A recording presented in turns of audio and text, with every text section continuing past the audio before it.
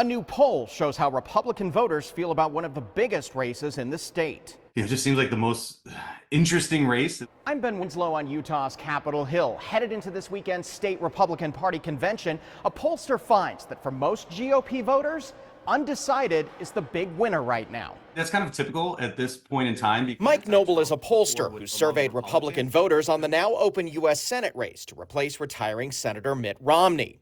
It's a crowded field of Republican candidates, but when you survey Republican voters, Congressman John Curtis, who's looking to move into the Senate, is the top name, 2-1 over his nearest challengers.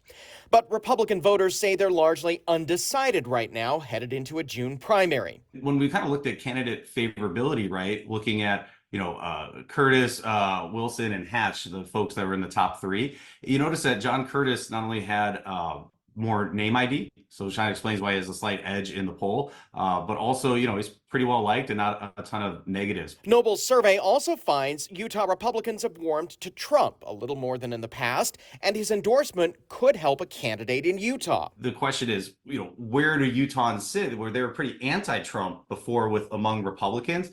And what we found, at least in the survey, is that not only are they pretty pro-Trump, but like Trump's endorsement is hands down the strongest endorsement in there. I mean, it absolutely has an impact. And when you look at voters, when you kind of lay out the different type of, whether a Mitt Romney endorsement, which was very a double-edged sword, I would say, you kind of helps with half of your Republicans, but the other half you really push away. The people I select to be my That's right. Romney's endorsement is a mixed bag. It's important to point out this is a survey of Republican voters statewide.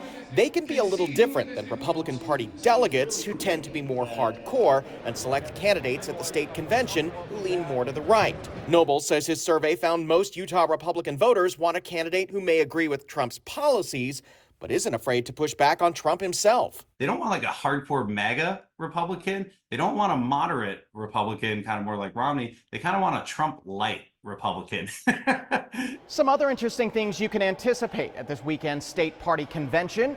Governor Spencer Cox is likely to wind up in a primary despite his overwhelming popularity statewide.